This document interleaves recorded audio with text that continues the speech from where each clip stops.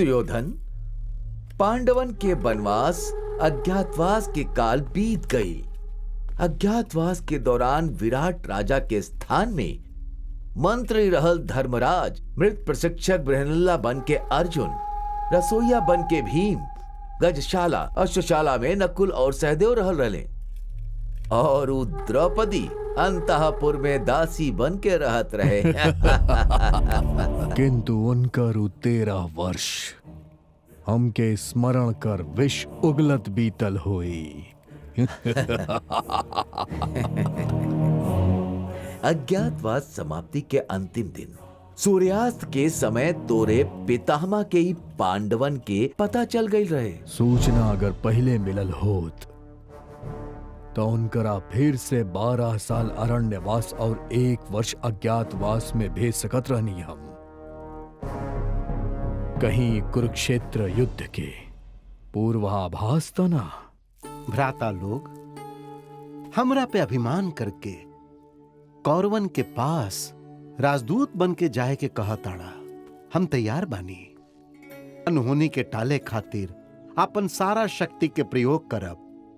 धर्मराज, कहा कैसन संधि के प्रस्ताव रखी? न्याय से हमने के मिले वाला आधा राज्य था हम कितना भी कोशिश कर ली, वो दुर्योधन था हमके दीना, शायद 5 गांव ही दे दे, ऐसा प्रस्ताव रखी। भ्राताश्री, ओ दिन कुरु महासभा में कौरवन द्वारा कई गई हमार अपमान की आग आज ले हृदय में ज्वाला बनल बा। इतना दिन से ई हमार ई खुलल केस ए आग के साक्षी बा।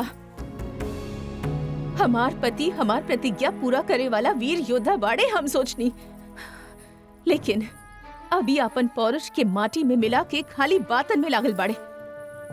यही से हम अपन माई के जाके आपन सहोदर धृष्टद्युम्न से ओ कौरवन के संहार करा के आपन बदला ले लेब। हाँ द्रौपदी, सच हा। भरल सभा में जब दुशासन तोहर केस खींच के तो क्या अपमानित करत रहे, हाथ बांध के बैठल रहे वाला हमनी खाली बात ही कर सकेनी।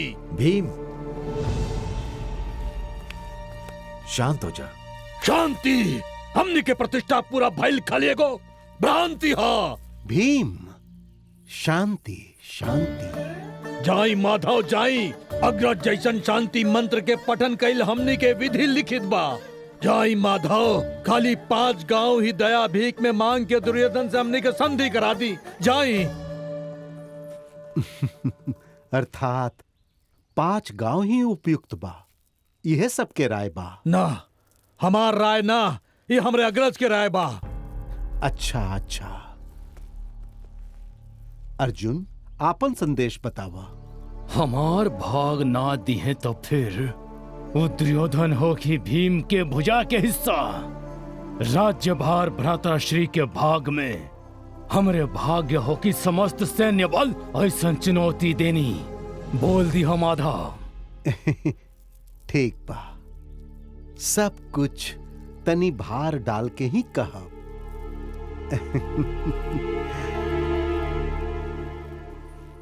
नकुल, सहदेव, हमनी के भ्राताश्री के राय, हमनी के राय। संधि होके या समर होके? भ्राताश्री, हमके पांडु कुमारन के साथे 5 गांव में खाली एक दिन रह के सरल संलाप नहीं करे के बा। उ कौरवन के अंत देखी, समर समर से ही शांति बा। हाँ, ए शांति खातिर ही हम शांति दूत बन के जाइब। मनोवांछित फल सिद्धि रस्तो।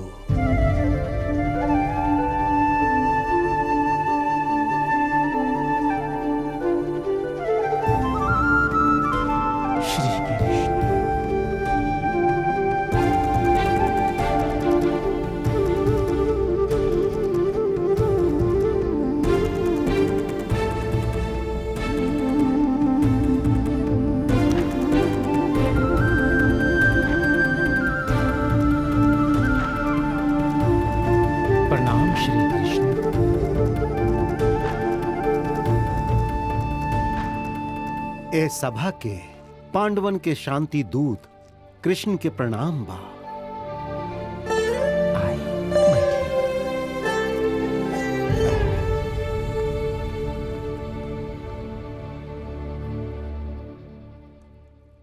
वासुदेव, पांडु पुत्र और उनकर धर्म पत्नी द्रौपदी सब कुशल बाणे ना?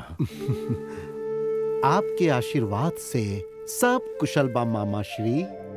महाप्रतिभावान शकुनी महाशय के क्रीड़ा माया द्यूत में हार के अरण्य और अज्ञातवास के पूरा कर अइले आपके भाई के पुत्र लोग। वो हमके शांति दूत बना के भेजले बाड़न। अरे ओ शांति पुजारी, पांडव तोहरा यहां जितना कह के भेजले बाड़े केवल उतने मात्र कहा। मायाद्यूत न्याय दूत वाला अधिक प्रसंग ना। उनकरा के मिले वाला आधा राज्य देवे के प्रस्ताव देले बाड़े ऊ। ना दिहला त ना देनी तो तुहार हृदय के जानत उ लोग खाली 5 गांव के ही मांग रखले बाड़न। कौन सा 5 गांव? इंद्रप्रस्थ, रुकाप्रस्थ, वार्णावन, चयंत, एकरा साथे कौनो एगो और गांव मिला के 5 गांव ही चाहिए। और ये भी ना दिहला तब ना देनी तो विधि के लिखल टालल असंभव बा। विपरीत विपत कर विध्वंस होखल संभव बा। गोपाल, अप्रासंगिक बात खातिर ही जगह नहीं कहा। शांति दूत बन के आयल बाड़ा, शांति दूत बन के ही तू बात करा। कर्ण, साक्षात कृष्ण परमात्मा ही संधि खातिर पधरले बाणे। ज्येष्ठ के बात के सुने के सीखा। आधा राज्य होखे या 5 गांव, जौन तोरा धर्म संगत लागे उद्देदा। लोक चिंतक श्री कृष्ण के बात मानल ही तोहरा खातिर उचित होगी। धर्म होके या अधर्म होके एकर अंत करा। एक अंत के बाद कौनो भी कारण से वैमनस्य ना होके सुयोधन। अगर कुछ ना दिहला ता जौन होखी वो तोहरा बतावता नहीं। कब वो क्रोध ना करे वाले धर्मराज अगर क्रोधित भइले तो 7 समुंदर एक हो जाई। जौने कर्ण के पराक्रम पे अभिमान बातों के वैसन 1000 कर्ण भी काहे ना आ जाएं, अर्जुन के पराक्रम के आग में भस्म हो जाएंगे। द्रौपदी के वस्त्र हरण के समय लिहल प्रतिज्ञा के अनुसार भीम दुशासन के छाती चीर के रक्त से केश धोइयो कर। द्रौपदी के देख के जांग पर बैठावे खातिर कैल संकेत खातिर तोहरे जांग के वो भीम चीर डाली।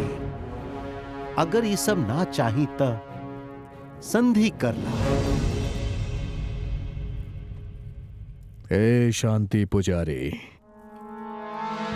बंद करा अपन अप्रासंगिक बात। इंद्रप्रस्थ, रुकाप्रस्थ, जयंत, वर्णावन, ये सारा गांव हमार पिताश्री आदिकाल में ही दान स्वरूप दे चुकल बाड़े। ओकरा ता दे ना सकेली, ये तो अच्छा तरह पता बता। अगर उनकर मांग पूरा ना करी ता युद्ध हुई, और ये युद्ध में हमार मित्र के, हमार भाइयन के वो का करी है। ये बात भरल सभा में प्रकट कर देला। यदि हम संधि मान के उनके दे भी देवेली ता मांगल 5 गांव हम सामंजस्य देले बानी या समर के डर से देले बानी। अरे बेचारा पांडव खाली 5 गांव ही तो मंगले हैं, वो भी ना देले परम लोभी कृपाणी दुर्भागी दुष्ट दुर्योधन। ई लोग से कहलावे वाला तहार ही दुष्ट बुद्धि हा। तू का कहला माया द्यूत, स्वयं मुंह चल के आइले, खेलले, पंचाली के हरले, पिताश्री के दया भीख के पात्र बनने। वैसे भी एक एक करके पांडव के साथ जीवन व्यतीत करे वाली परम पावनी द्रौपदी का मंगली। दासत्व से विमुक्त पति के लेकिन स्वयं दासी से मुक्ति ना मंगली और पिताश्री ओकरा देले भी ना। यही खातिर धूर्त पांचाली एक क्षण तक हमार चरण दासी हिया। चला तहरा कहे पे आधा राज्य या 5 गांव हम दे भी देनी, तो द्रौपदी के तू दिला दा हम क्यों करा से।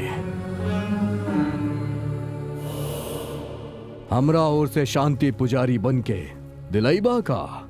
शांति पुजारी हाँ? ऊ तो निर्लज्ज बाड़ी, तहरा यहाँ भेजले बाड़ी, और तू भी निर्लज्ज होके हिजा आ गईला। जितना तू कोलाहल मचैला उतना वास्तव में पराक्रमी होतन। रण भेरी बजावल छोड़ के देही भिक्षा मांगे, तहरा एजा कदापि ना भेजता। शांति पुजारी, कौरव के विधवा पुत्र कहे वाला भीम के विकट अट्टहास के प्रतिकार हेतु माया सभा में वो निर्लज्ज द्रौपदी हमके देख के उपहास करे वाली ओकरा प्रतिकार हेतु वो कौन तय के सुई नोक जितना भी भूमि ना दे सकेली। अब हम हो कबियाऊ रणभूमि एकर निर्णय करी। यह कुरु सार्वभौम के अंतिम निर्णय बा। जा कादा उनकरा से। तथास्तु। धर्म क्षेत्र जौन कुरुक्षेत्र बा रण क्षेत्र बने दा। अधर्म के हार धर्म के जीत।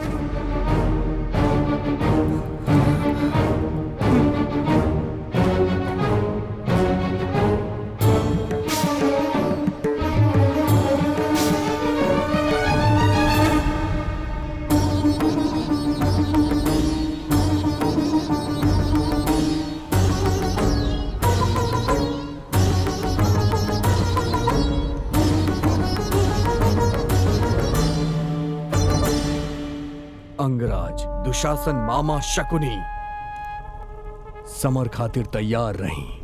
हमनी के पराक्रम के आगू पांडव के मिट्टी के कीड़ा से शमशान भेज दी।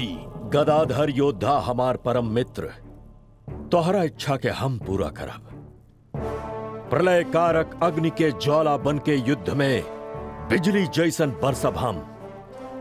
जैसन केहू देख लेना होखी वैसन तांडव करके ऊ पांडवन के समस्त सेना में प्रलय घोष के सृष्टि कर देव। ई सत्य बा मित्र। सृष्टि संभव बा, बाकी सृष्टि संभावना खातिर नारी के साड़ी के चोर, मुरली के तान से लोगन के घेरे वाला, कुटिल नाट्य कपटी उग्वाला चतुर कृष्णा परमात्मा जौन बाना ओकरे लगे जा। कौना खातिर? युद्ध में सहायता मांगे खातिर उनकरा से हाथ जोड़ के तू याचना करा। मामा गर्दन काट दे बिना कोनो तलवार के। आजन्म स्वाभिमानी बानी हम, हाथ जोड़ के याचना करी। राजनीति यह हो खेला, अगर प्रयोजन होखे तो चरण पकड़ला, सिद्ध हो जाए प्रयोजन तो वही चरण के मरोड़ के फेंक दा। मामा श्रेष्ठ बुद्धिमान बाड़ा। ऐसे आज हम जन ली कितना अभागा बानी हम। यदि तुहार सहोदर समूह आज हमरा साथे होत त सप्त लोक के सार्वभौम हम होती। गुरुवंश निर्मूलन ही हमार ध्येय बा। श्री कृष्ण परमात्मा पासा हमार, खेल तोहार।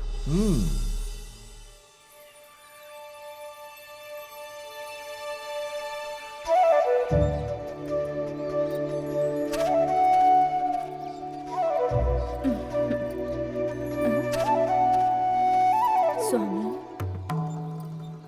ई गहरा सोच मुद्रा प्रणय खातिर चाहे प्रलय खातिर? पत्नी खातिर प्रणय के, पापियन खातिर प्रलय के। समझ गए नी स्वामी।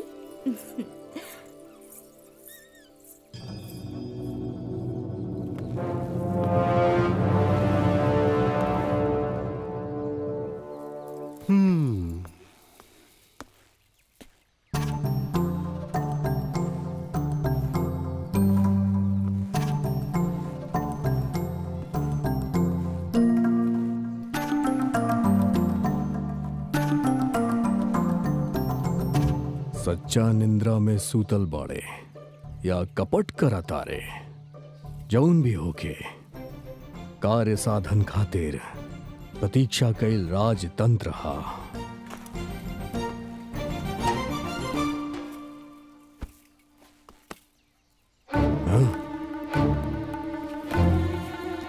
ई कृष्ण के चरण के पास हम बैठी, ई हमरा जैसन राजा खातिर योग्य नहीं के।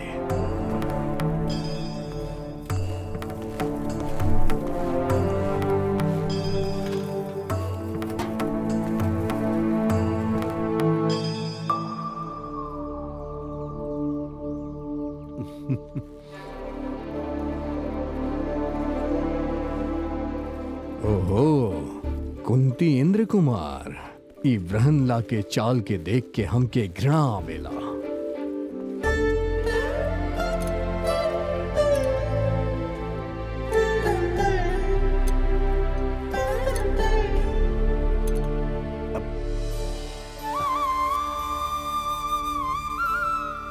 अर्जुन, तू और यहाँ कैसे आयल भइल? सब कुशल तो बाना?